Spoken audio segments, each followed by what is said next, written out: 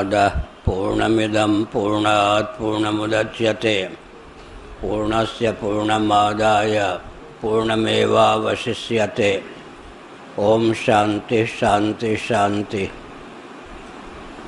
नामापिते च मधुरं मधुरं स्वरूपं कर्मापिते च मधुरं मधुरा स्मृतिश्च। बुद्धिं प्रबोधय प्रभो मधुबोधशक्तिं विद्यां प्रयच्छ परमां परिभावयामि।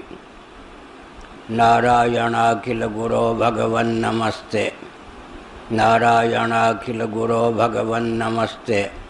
नारायणाखिल गुरो भगवन् नमस्ते। पृष्ठ 505। ननु प्राण एवैकधा भवति इत्यादिकादपि वाक्या जीवातिरिक्ता कुतः प्रतीयत इत्यतो वाक्यांतरं पठति तस्मादात्मनः प्राणः इति। अपि च सर्ववेदांत सिद्धमेतत् इत्याह सुषुप्ति काले च इति। सुषुप्ति काल में प्राण में ही एकीभूत हो जाता है।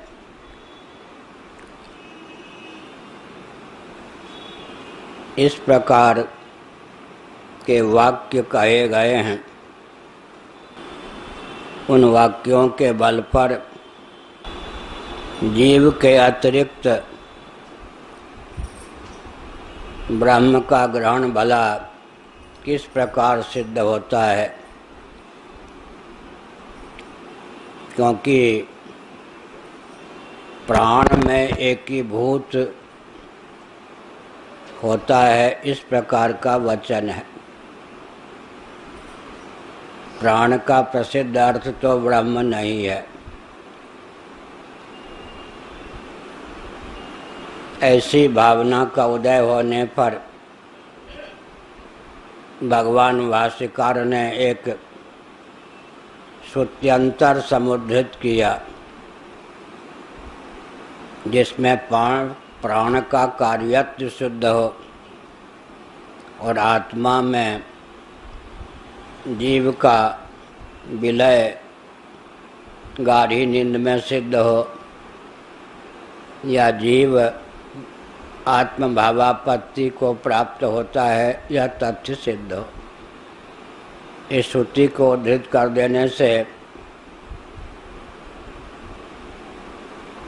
प्राप्त श्रुति में प्राण शब्द का अर्थ जीव का वास्तव रूप आत्मा है, यह सिद्ध हो गया।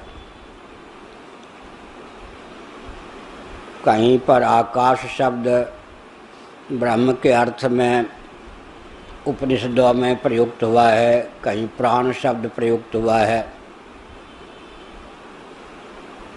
जबकि आकाश का प्रसिद्ध अर्थ भूताकाश है, प्राण का प्रसिद्ध अर्थ आध्यात्मिक पवन है। इन संदिग्ध स्थलों में विद्वान मनीषी भी विमोहित हो जाते हैं।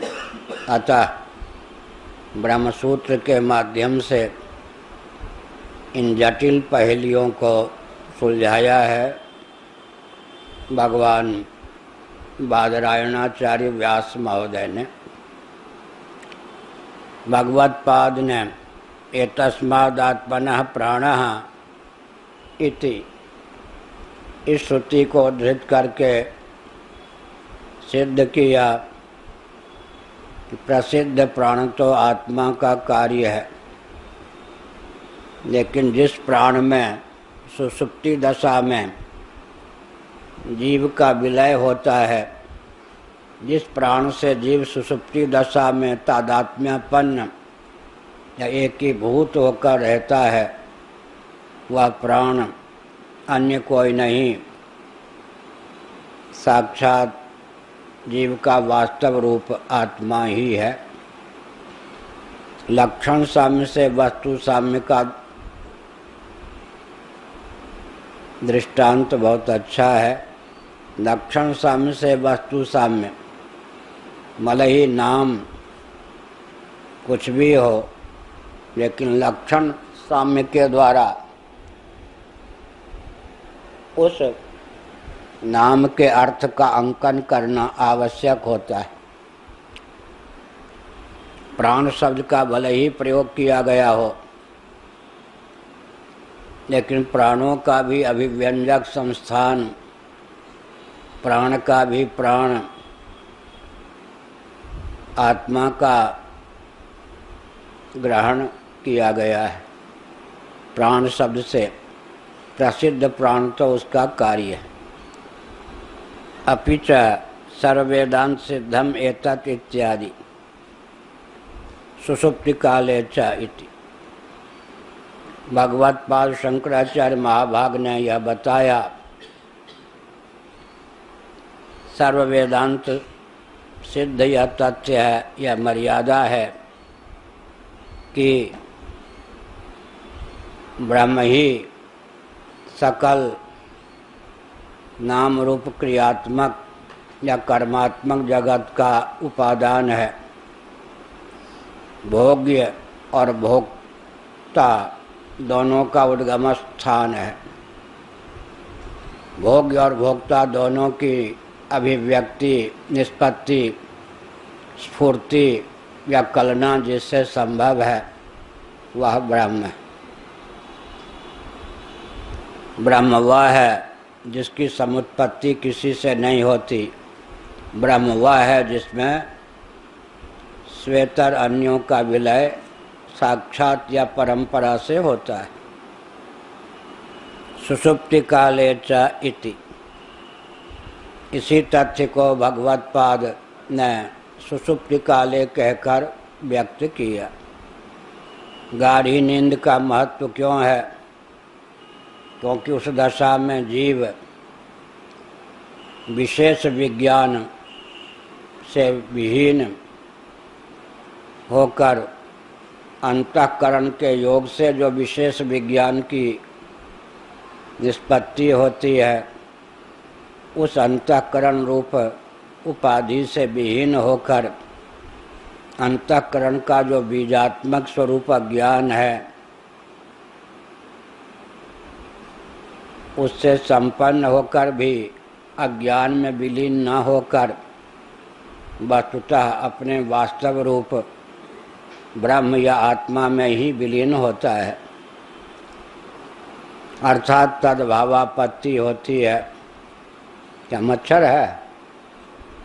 मच्छर है? अच्छा, आज और तो मच्छर है ना, वो समझता है कि संत लोग हैं, मारेंगे तो है नहीं, इतनी कृपा तो करेंगे। वैसे इस बार मच्छर नहीं के बराबर। जब से विमला जी की प्रतिष्ठा हुई है, मठ को बहुत लाभ है। बहुत सुख मिलता है वहाँ। हम लोग जाते हैं थोड़ी देर के लिए, वहाँ इतनी अच्छी हवा आती है। अब हमको तो पाँव से लाचारी है, कमर से, लेकिन हम तो बहुत स्थूल दृष्टि से विचार करते हैं। मच्छर यहाँ इतने तंग करते थे पहले 100, अब 1-2 मुश्किल से दिखते हैं। भगवान का जो पूजन का स्थान है, बक्सा जिसमें रखते हैं, चींटे अंडे देते थे, चींटियाँ, इस बार कुछ नहीं।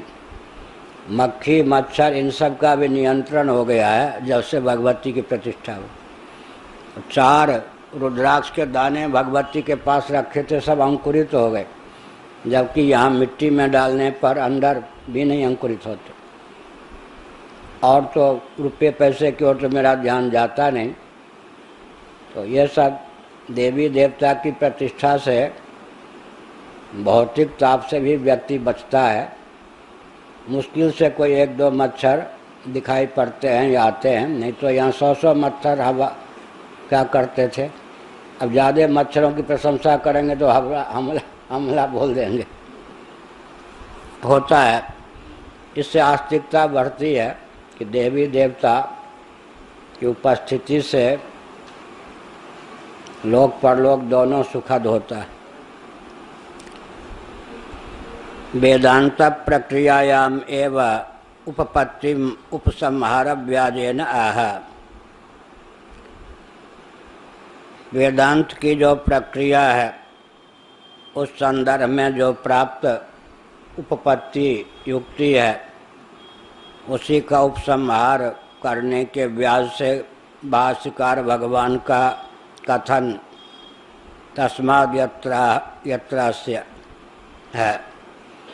इसका मतलब है षड्लिंग में एक उपपत्ति है। उपपत्ति माने युक्ति, उपक्रम, उपसंहार, अभ्यास, अपूर्वता, फल, अर्थवाद और उपपत्ति तात्पर्य निर्णय के ये 6 लिंग या चिन्ह हैं। तो भगवान शंकराचार्य अपनी ओर से श्रौत सिद्धांत को हृदयंगम कराने की भावना से यथासंभव उपपत्तियों को, युक्तियों को भी प्रस्तुत करते जाते हैं। आत्मनो यतो निसंबोधोतः स्वच्छ तारूपमिव रूपम अस्यति स्वच्छता रूपो न तो स्वच्छतैव लय विक्षेप संस्कारयोस्तत्र भावात् समुदाचरद वृत्ति विक्षेपा भाव मात्रेण उपमानम एतदेव विभजते उपाधिभिः। अब कहते हैं आत्म तत्व जिससे विशेष विज्ञान शून्य होता है, अतः स्वच्छता रूप को मानव प्राप्त होता है। रूप यहाँ दिया स्वच्छता रूपम इव रूपम अस्यति स्वच्छता रूपो न तो स्वच्छतैव। भगवान शंकराचार्य ने जो स्वच्छ शब्द का प्रयोग किया है उसका अर्थ प्रायिक है या सदृश है। सर्वथा स्वच्छ तो जीव तब होता है जब किंचित भी अविद्या काम कर्म में उसके साथ शेष न रहे। गाढ़ी नींद में काम और कर्म से पिंड छूट जाने पर भी अंतःकरण का बीज रूप अज्ञान तो शेष रहता है। इसलिए परम स्वच्छ तो नहीं होता, स्वच्छ सदृश हो जाता है। अतः तुलसीदास जी ने कहा जीव शिव सम सुख शयन। सम माने सदृश होता है, शिव ही नहीं हो जाता, सर्वथा स्वच्छ ही नहीं होता, सर्वथा स्वस्थ ही नहीं होता। भगवद गीता के 14वें अध्याय में स्वस्थः समलोष्टास्म कांचनः स्वस्थः जीवन मुक्त त्रिगुणातीत मनीषी स्वस्थ होते हैं, अपने स्वरूप में स्थित होते हैं, अनात्म वस्तुओं के अनुरूप आत्म मान्यता का परित्याग कर आत्म रूप से ही अवस्थित होते हैं। लेकिन सुषुप्ति में अविद्या शेष रहती है, परंतु विशेष विज्ञान जो अध्यास है, अध्यास नहीं रहता। अध्यास न रहे और अविद्या रह जाए तो ब्रह्मकल्प हो जाते। अध्यास और अविद्या दोनों न रहे तो ब्रह्म ही होकर शेष रहते।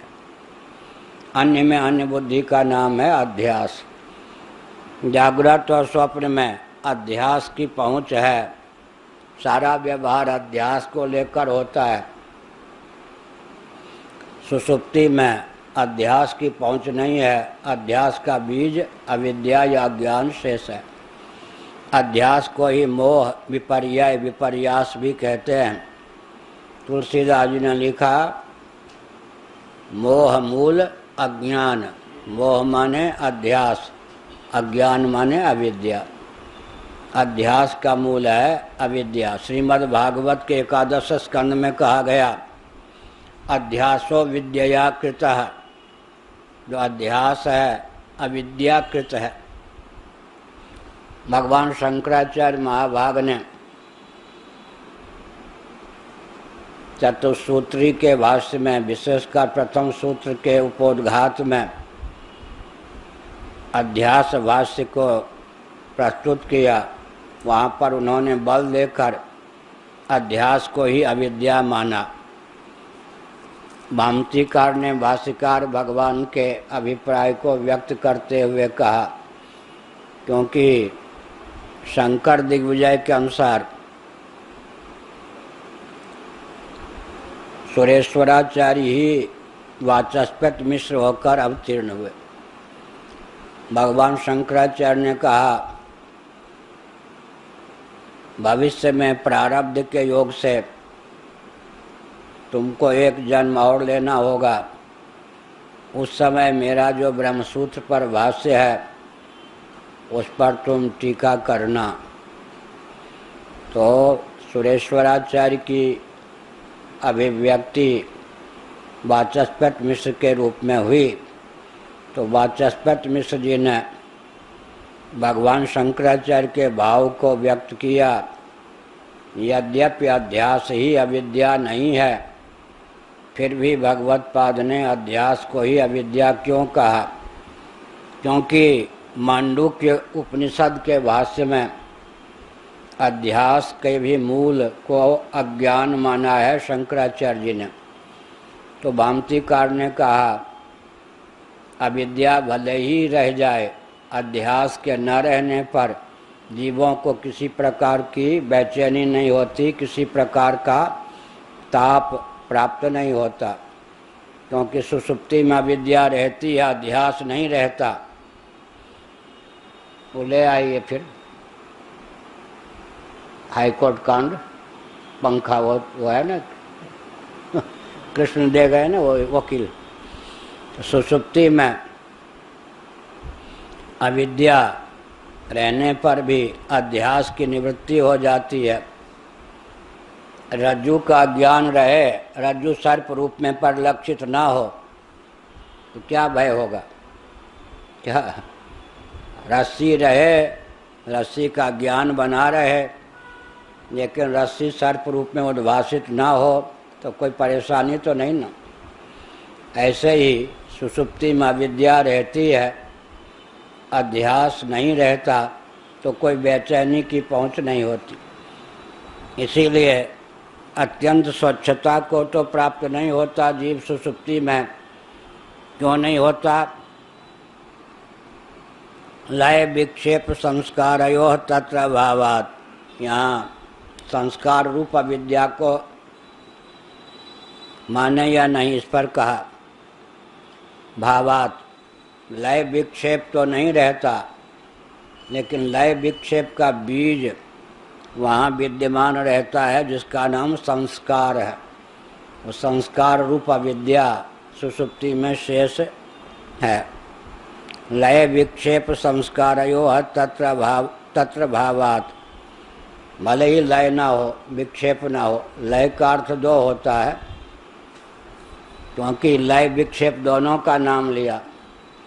सुषुप्ति भी अपने आप में लय की दशा है, लेकिन यहाँ पर लय विक्षेप संस्कारयोः क्यों कहा? इसका मतलब जागृत अवस्था में लयावस्था जो है उसका अभाव है।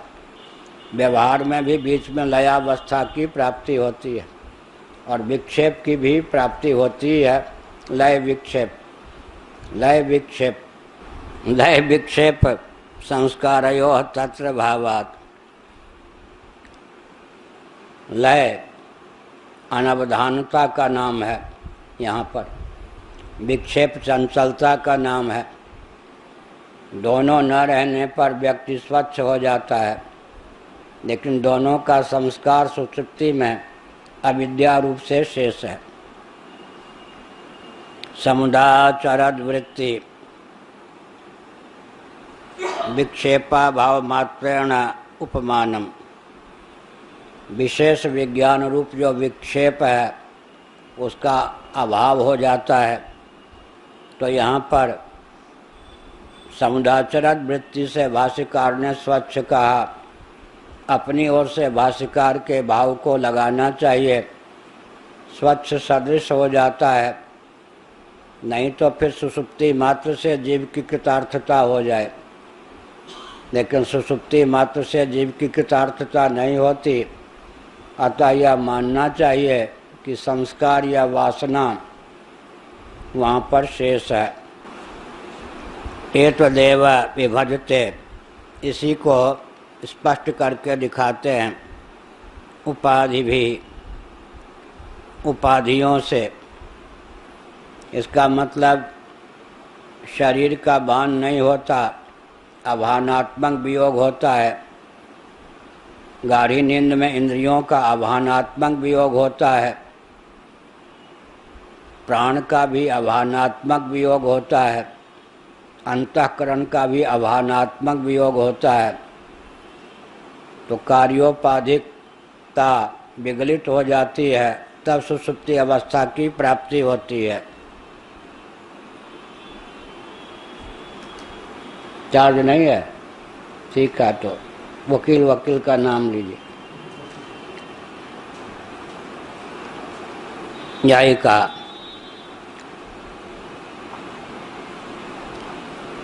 अंतःकरणादि भी, उसी का स्पष्टीकरण किया भगवत पाद शंकराचार्य महाभाग ने। अंतःकरण इत्यादि से, इत्यादि का अर्थ हमने कह ही दिया।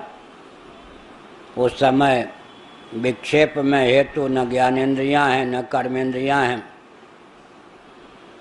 और अहंता ममतास्पद शरीर का भी भान नहीं है। इस प्रकार ज्ञानेन्द्रिय, कर्मेंद्रिय और अंतःकरण, जो कि विक्षेप में विशेष विज्ञान में ग्रहण त्याग में हेतु हैं, उनसे विहीन होकर, उनकी बीजावस्था से संपन्न होकर जीव रहता है। जनितम यद विशेष विज्ञानम घटपटादि विज्ञानम तद रहितम स्वरूपमात्मना। बहुत विकट स्थिति होती है व्यवहार में। जो जितना विशेषज्ञ होगा उतना पूजित होगा। क्या व्यवहार में विशेषण विशेषता के आधार पर मान्यता होती है। आप लिखना भी जानते हैं,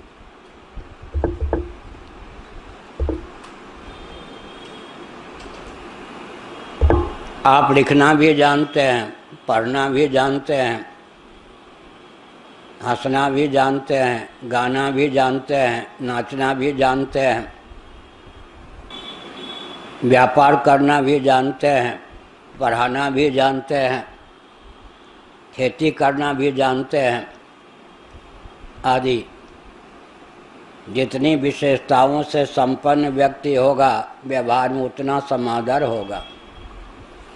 ऐसा लाओ नर पीर बवर्ची भिस्तीखर ऐसा व्यक्ति लाओ जो एक हो। श्री ब्रह्मानंद सरस्वती जी महाराज हमारे पूज्य गुरुदेव के गुरुदेव कहा करते थे, ऐसा लाओ नर पीर बवर्ची भिस्तीखर। समय आने पर पीर का भी काम कर दे, बवर्ची का भी काम कर दे, भार झोंकने वाला भिस्ती का भी काम कर दे, भार ढोने वाला खर का भी काम कर दे। तो समय आने पर पीर के पीर, बवर्ची के बवर्ची, भिस्ती के भिस्ती, खर के खर रसोई घर में भी घुस जाए, भोजन बनाना जानता हो, गाने का अवसर आया तो गान भी कर ले, तबला बजाने का, हारमोनियम का अवसर आया तो वो भी कर ले, नाचने का हो वो भी नाच ले, पढ़ाने का हो पढ़ा ले, सेवा करने का हो पढ़ा ले, ज्योतिषी भी हो, इनमें सब गुण है ऋषि कैसे है तो उपयोगी है, अक्रोधी नहीं है, हंस के काम करते हैं। नहीं क्रोधी होते तो सारे गुण मिट्टी में मिल जाते। तो क्या हुआ, ऐसा लावो नर पीर बवर्ची भिस्ती खर। लेकिन परमार्थ की दृष्टि से यह सब विक्षेप है। अब दोनों में सामंजस्य साधें। व्यवहार में 32 विद्या 64 कला से संपन्न हो, और जिस समय 32 विद्या 64 कला से संपन्न हो उसी समय उनसे अनासक्त हो, तब तो, नहीं तो फिर सुषुप्ति में विशेष विज्ञान विहीन होने के कारण शांति मिलती है। जो जितना विशेष विज्ञान संपन्न है उतना ही क्या है, विक्षिप्त है, माने विक्षेप होगा। अच्छा अच्छा ये काम उनसे करा लेना।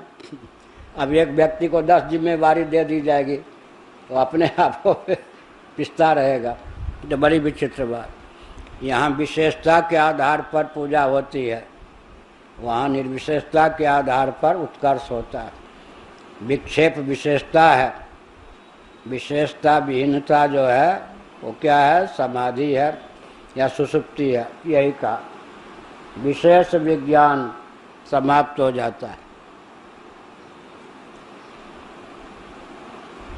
यदि विशेष विज्ञानम घटपटादि विज्ञानम, घटपट इत्यादि का जो विज्ञान है, तद्रहितम स्वरूपम आत्मना, उससे रहित है आत्मस्वरूप। यदि विज्ञानम इत्यवोच्येत ततः तत् अविशिष्टम अवच्छिन्नम सद्ब्रह्मैव स्यात् तच्च नित्यम इति नोपाधिजनितम नापि तद्रहितं स्वरूपम ब्रह्मस्वभावस्य अग्रहणात्। अगर भाष्यकार भगवान विशेष विज्ञान न कहकर केवल विज्ञान ही कह देते, तब तो विज्ञान स्वरूप विज्ञानमानंदम ब्रह्म, ब्रह्म का ही ग्रहण होता। तब तो फिर मुक्तोपसृप्य ब्रह्म होकर ही जीव सुषुप्ति में शेष रहता है, ऐसा सिद्ध होता। एक एक शब्द पर विचार चलता है ना यहाँ। अब विश्वविद्यालय आदि की पढ़ाई में तो गुलदस्ता है लेक्चर है ना, एक एक शब्द पर थोड़े विचार चलते। विशेष विज्ञान क्यों कहा? विज्ञान ही कह देते तो क्या आपत्ति थी? केवल विज्ञान कहते तब क्या होता? ब्रह्म में लक्षण चला जाता। इसलिए विशेष विज्ञान, घटपट आदि का विज्ञान।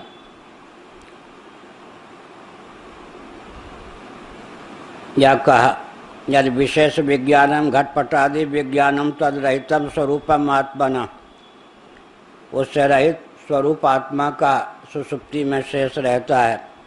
यदि विज्ञानम इत्येव उच्येत, यदि भगवान भाष्यकार के द्वारा केवल विज्ञान पद का ही प्रयोग किया गया होता, कहा गया होता, ततस्तत् अविशिष्टम अनवच्छिन्नम सद्ब्रह्मैव स्यात्, तब तो फिर क्या हो जाता? वो ब्रह्म में ही लक्षण चला जाता। अविशिष्ट अनवच्छिन्न निरुपाधिक ब्रह्म ही शेष रहता। अंतःकरणादि का बीज भी वहाँ पर शेष नहीं रहता। तब तो नित्य, वो तो सत्यम ज्ञानमनंतम ब्रह्म, विज्ञानमानंदम ब्रह्म, आनंदो ब्रह्म, नित्य निरुपाधिक विज्ञान स्वरूप ही शेष रहता। फिर तो वहाँ से व्युत्थान की प्राप्ति नहीं होती, सुषुप्ति मात्र से कृतार्थता की समुपलब्धि होती। सद ब्रह्मैव स्यात्, सदरूप ब्रह्म ही सिद्ध हो जाता। फिर तच्च नित्यम इति, वह सदरूप ब्रह्म तो नित्य, सत्यम ब्रह्म, ज्ञानम ब्रह्म, आनंदम ब्रह्म, आनंदो ब्रह्म, अनंतम ब्रह्म, नोपाधि जनितम नापि तद्रहितम स्वरूपम। अब उपाधि जनित तो स्वरूप शेष नहीं रहता, तब तो उपाधि जनित स्वरूप क्या है? सुषुप्ति में तो उपाधि की बीजावस्था विद्या शेष रहती है। उपाधि रहित जो विज्ञान होता है वो तो स्वरूप ही होता है, निरुपाधिक विज्ञान। स्वरूपम ब्रह्म स्वभावस्य आग्रहणात्, लेकिन सुषुप्ति में तो ब्रह्म स्वभाव का आग्रहण रहता है। ब्रह्म स्वभाव का, ब्रह्म स्वरूप का आग्रहण होने से इसका अर्थ क्या हुआ? अन्यथा ग्रहण की निवृत्ति हो जाती है और आग्रहण अब उसका बीज बना रहता है। मंद अंधकार में रज्जुखंड सर्प होकर उद्भासित होता है। घन अंधकार छा जाने पर सर्प का बाण नहीं होता, लेकिन रज्जु का अग्रहण तो बना रहता है। क्या अन्यथा ग्रहण न रहने पर भी अग्रहण बना रहता। अन्यथा ग्रहण और अग्रहण का जो बीज है वो अज्ञान है। तो यहाँ पर अन्यथा ग्रहण न रहने पर भी अग्रहण अगर बचा रह जाए, रज्जु का रज्जुत्वेन रज्जु रूपेण ग्रहण ना हो, तो अज्ञान शेष रहेगा या नहीं। ऐसे ही अध्यास की निवृत्ति हो जाने पर भी, अन्यथा ग्रहण की निवृत्ति हो जाने पर भी, विशेष विज्ञान की निवृत्ति हो जाने पर भी, विशेष विज्ञान की बीजावस्था कौन है? अंतःकरण की भी बीजावस्था अविद्या या ज्ञान उस समय शेष रहता है। इसलिए जीव सर्वथा ब्रह्म रूप होकर शेष नहीं रहता। अत उक्तम विशेषेति, इसका अर्थ यह हुआ कि अहंकार से पिंड छूटा नहीं, शिवकल्प स्वच्छ सरीखे ब्रह्मकल्प होके रह गए। सारे बवंडर का मूल है अहंकार। काम कब तक? जब तक अहंकार। क्रोध कब तक? जब तक अहंकार। लोभ कब तक? जब तक अहंकार। मोह कब तक? जब तक अहंकार। शोक कब तक? जब तक अहंकार। सर्दी गर्मी आदि द्वंद्व कब तक? जब तक अहंकार। दुख कब तक? जब तक अहंकार। भौतिक सुख कब तक? जब तक अहंकार। हम ही जब प्रसुप्त है, हम ही सो जाता है सुसुप्ति में इन सब द्वंद्वों से। अच्छा, मृत्यु का भय कब तक? जब तक अहंकार। इन सब से पिंड छूट जाता है। इसीलिए विशेष विज्ञान हुआ नहीं कि मरे। अहंकार और मन में फिर क्या अंतर है? अंतःकरण का एक विभाग अहंकार है। अब यह है,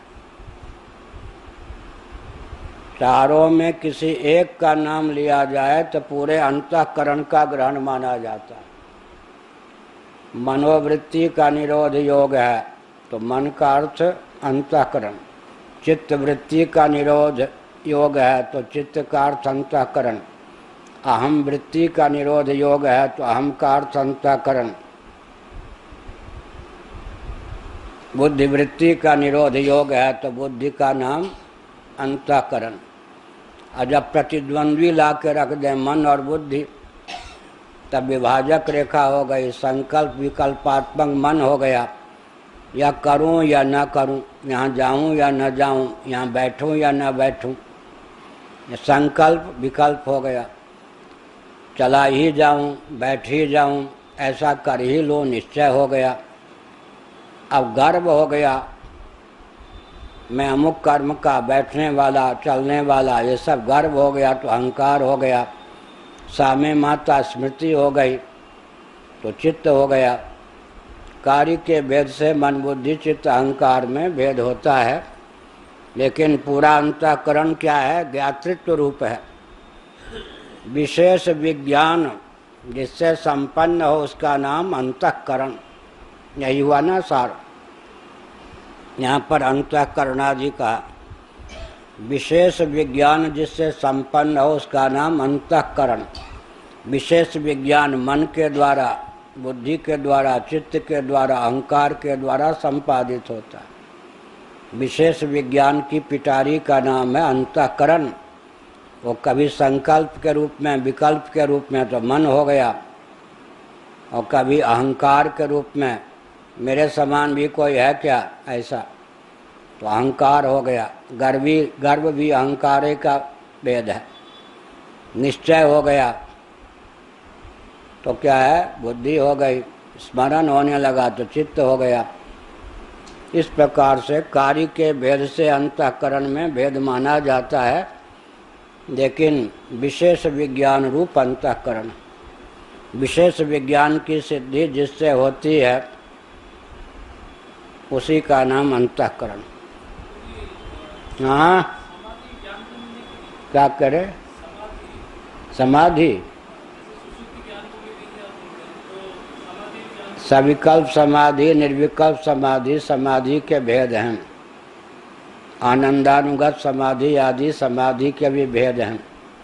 निर्विकल्प समाधि जब होती है तब विशेष विज्ञान नहीं रहता। सुषुप्ति में विशेष विज्ञान नहीं रहता, निर्विकल्प समाधि में विशेष विज्ञान नहीं रहता। अंतर क्या है? तमोगुण से आवृत होने के कारण विशेष विज्ञान का अपलाप हो जाता है। आज मच्छरों को पाठ पसंद नहीं है, अनध्याय मना रहे हैं क्या? तमोगुण से आवृत होने के कारण विशेष विज्ञान नहीं होता। सत्व गुण के प्रकाश में विशेष विज्ञान नहीं होता। विशेष विज्ञान के कौन हो गए? अपनोदक, अपनोदक निवारक। कौन? अंधकार, तमोगुण, असत्व गुण। क्या अर्थ हुआ? रस्सी परी हुई है, अब हमने उसको सर्प समझा, अब घन अंधकार छा गया, तो उसने विशेष विज्ञान का अपहरण कर लिया या नहीं? ठीक है। और प्रकाश पूरा छा गया, मंद अंधकार नहीं, प्रकाश। तो विशेष विज्ञान माने रस्सी को सर्प, धारा, माला, भूषित, दंडादि रूप में नहीं जानेंगे। विशेष विज्ञान का अपहारक कौन होता है? तमोगुण या सत्वगुण? शुद्ध सत्वगुण।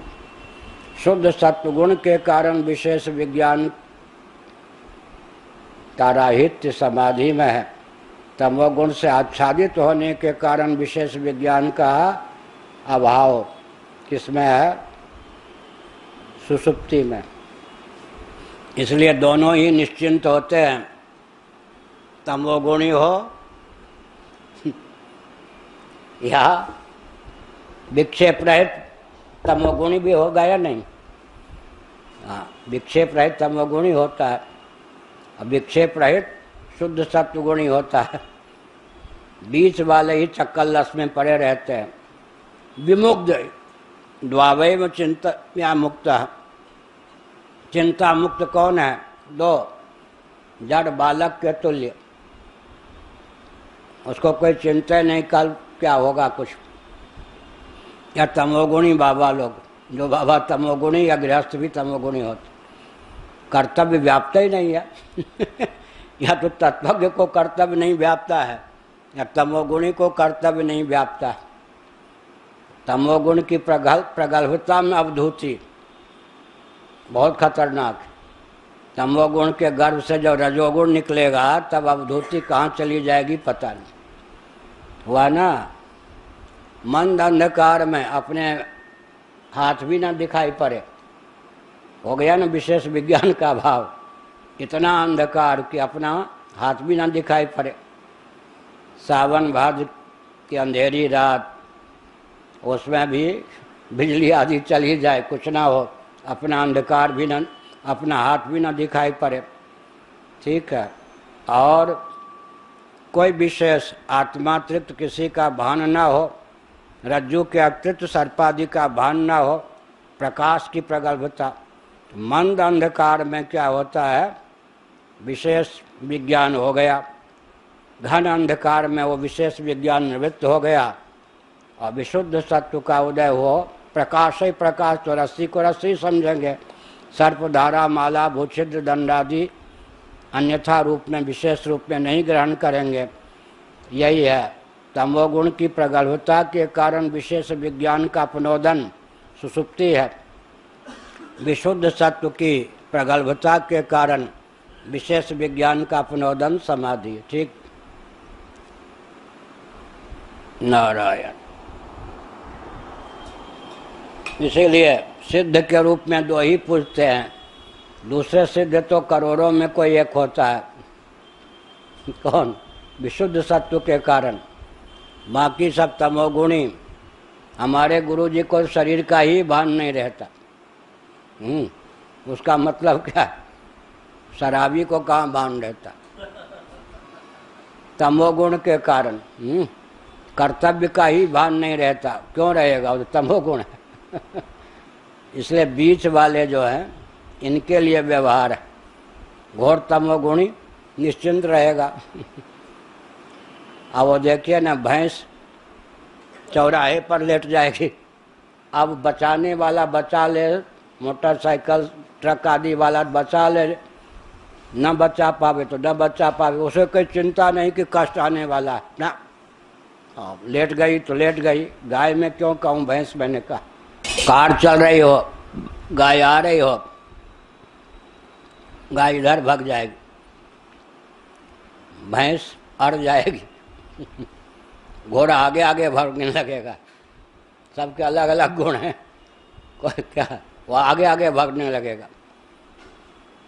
और जो क्षेत्रीय कुत्ते होते हैं वो 10 कदम तक स्वागत करते हुए, भाव भाव करते हुए, अपनी सीमा जो उनकी है उसमें वो कमांडर इन चीफ होते हैं। अब अलग अलग हुआ या नहीं। भैंस अड़ जाएगी, गधा और अड़ जाएगा, गाय प्रयास करेगी कि आपको रास्ता दे दे, घोड़े अपना और अपने दिखाएगा। गुण का प्रभाव है या नहीं। यही कहा, यदा तु लय लक्षणा विद्योपबृंहितो विक्षेप संस्कार समुदाचरति तदा विशेष विज्ञानोत्पादात्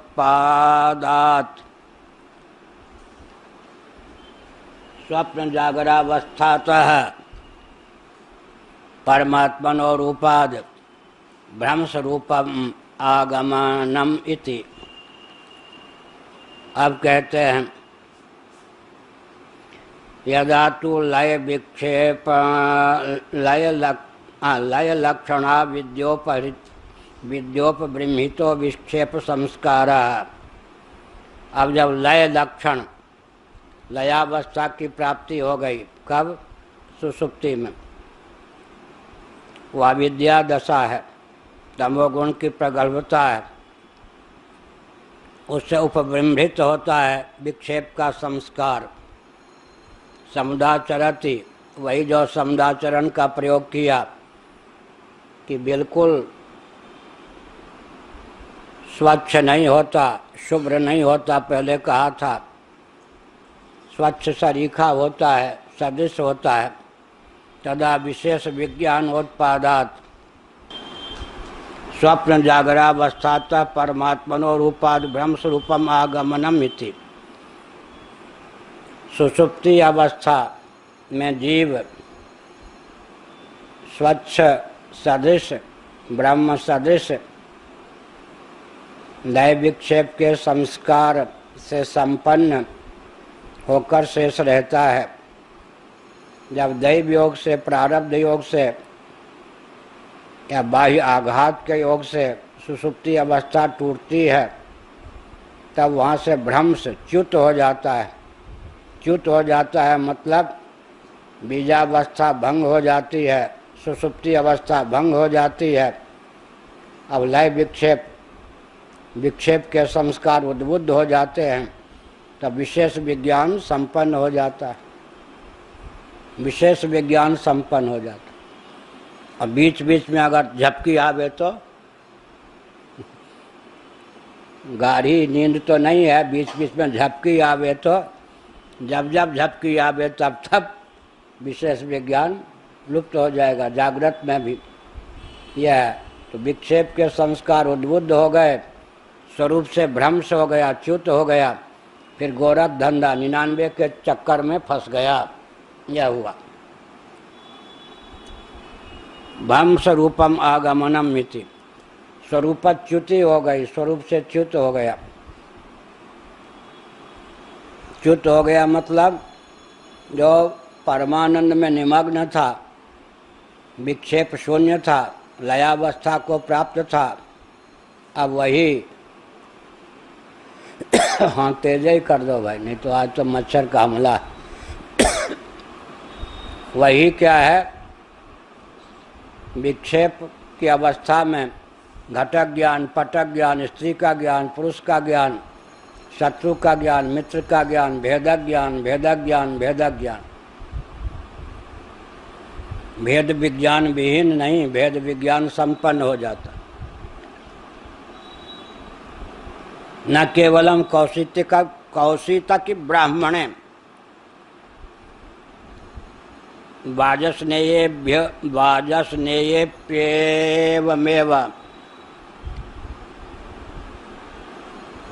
प्रश्नोत्तरयोर्जीव व्यतिरिक्त मामनन्ति परमात्मानम् इत्याह अपिचैवमेक इति सूत्रांश को लिया भाष्यकार ने। यह जो संवाद है बालाकी और किसका, अजातशत्रु का, यह कौशितकी ब्राह्मणोपनिषद तक ही सीमित नहीं है। बृहदारण्यक उपनिषद में शाखा विशेष में भी यह संवाद प्राप्त है। वहाँ पर भी प्रश्नोत्तर का क्रम प्राप्त है। वहाँ पर भी जीव से व्यतिरिक्त परमात्मा का ही उल्लेख प्राप्त है। अतः प्राप्त संदर्भ में जीव का जो लय स्थान परमात्मा सुषुप्ति में है उसी का प्रसंग यह है। यहाँ समाधि का वर्णन क्यों नहीं किया अजातशत्रु ने? समाधि का वर्णन करते तो दृष्टांत सार्वजनिक नहीं हो पाता। करोड़ों व्यक्तियों में किसी एक को समाधि लगती है, उसका अनुभव होता है। हम निंदा नहीं करते, ऐसी ऐसी समाधि चलाई है। आप कुर्सी पर बैठे रहिए, पाँव हिलाते रहिए, आपको समाधि लग जाएगी। समाधि कोई कठिन काम नहीं है, बहुत आसान है। चला रहे हैं समाधि व्यापार तक। ऐसा पथ भ्रष्ट कर रहे हैं। समाधि को इतना सुगम बनाया क्या? हाँ, समाधि के लिए कोई ज़रूरी नहीं है ये सब। आप कुर्सी पर बैठ के भी पाँव हिलाते हुए भी समाधि प्राप्त कर सकते हैं। ये समाधि का रहस्य पहले लोगों ने समझा ही नहीं, बहुत कठिन कर दिया। चलता फिरता व्यक्ति व्यापार करता हुआ, सिनेमा देखता हुआ, कोई बात नहीं, मुर्गी अंडा भी खाता हुआ समाधि लगा सकता है। एक महात्मा बोले मेरे सामने, पूरे विश्व में योग का प्रचार करने वाले, लगभग 55 वर्ष पहले की बात, 54 वर्ष पहले की बात होगी। तीर्थराज प्रयाग में विश्वविख्यात योगी सुखेन ब्रह्म संस्पर्शम अत्यंतम सुखम अश्नुते गीता, उससे पहले जो जटिल साधन सबको छोड़ दिया। फिर क्या कहा? पुराने पंडितों ने, बाबाओं ने आपको भटकाया। भगवान श्री कृष्ण की वाणी देखिए, सुनिए, सुखेन ब्रह्म संस्पर्शम, सुखपूर्वक ब्रह्म संस्पर्श हो जाता है। कहाँ कठिनाई है? सुखेन ब्रह्म संस्पर्शम। अब वो नैमिष के जितने साधक थे सब झूम पड़े, इतनी दाढ़ी वाले। हमको तो बड़ा कठिन मनाया गया, ये कह दिया। अब मैं तो बच्चा था, वो सब बूढ़े थे संत लोग। मुझसे कहा क्यों? हमने कहा गीता लाइए। हमने कहा इससे पहले कितनी जटिल साधना दी गई है। उसके बाद सुखेन ब्रह्म संस्पर्शम, और गीता का 18वां अध्याय, अभ्यासाद् रमते यत्र दुखांतम च निगच्छति। सुखेन ब्रह्म संस्पर्शम से पहले कितनी घाटियाँ हैं। गीता लाइए आप। अरे तब तो ठग गए वो। हमने कहा ठगेंगे नहीं तो और क्या करें। उनकी निंदा में तात्पर्य नहीं है, लेकिन कष्ट की तो बात है ना। कष्ट की बात है कि प्राचीन ऋषियों की निंदा करना कि वो दुर्गम मार्ग बता गए और हम एक आता था महात्मा साफा वाला ऋषिकेश, 1 महीना लगभग योग सिखाता था, बोलता था वहाँ, या 15 दिन अजमल खां पार्क तिब्बिया कॉलेज के पास दिल्ली में। मैं शाम को छुट्टी मिलने के बाद पढ़ाई से 1 घंटे के लिए पार्क में घूमता। बहुत अच्छा पार्क का क्रम था। कहीं ग्रंथ साहब के पर ऊपर प्रवचन होता था, कहीं वाल्मीकि रामायण पर, कहीं भागवत पर। बहुत अच्छा क्रम था उन दिनों। वो आके 1 महीना लगभग ऋषिकेश से आते, वो सबको कहते ऋषियों ने आपको ठगा, ऋषियों ने ठगा। एक ऐसा अद्भुत मंत्र जिससे व्यक्ति का कल्याण हो जाता है। ठीक है। हमने कहा हमको भी समय दीजिए संत जी। आप कहाँ ठहरे हैं? नाई पारा में ठहरा हूँ, तिब्बिया कॉलेज के पास। किस दिन आऊँ उस दिन, किस समय आऊँ उस दिन। हम पहुँच गए। हमने कहा ब्रह्म साक्षात्कार कराइए, और वो यहाँ दवाइयाँ तेज आने लगा। हमने कहा इससे ज़्यादा तेज मुझे रोज़ दिखता। फिर कहा कान में उंगली डालो सो होता। हमने कहा ये तो हमको होता ही रहता। फिर यूँ दबाया। हमने कहा इससे ज़्यादा आता। और कुछ आपको आता बताइए। अरे तो मेरे समान सिद्ध बन के पूछता क्यों नहीं, बच्चा बना हुआ है। जब तू मुझसे ज़्यादा जानता है तो सिद्ध बन के क्यों नहीं पूछता। मैंने कहा मैं विद्यार्थी हूँ और विद्यार्थियों का नेता भी हूँ, लेकिन उपद्रवी नहीं हूँ। आप ढोंग करना छोड़ दीजिए। कोई भी नस नारी को दबाएगा तो अपने आप यहाँ पर प्रकाश आवेगा। ये सब कोई सिद्धि के लक्षण नहीं है बाबा जी, ये सब ठगना बंद कीजिए। अब आप ठीक। तो हमसा सो हम वाले थे वो, एक से एक चला रखा है। उल्टा नाम जपत जग जाना, वाल्मीकि भाई ब्रह्म समाना।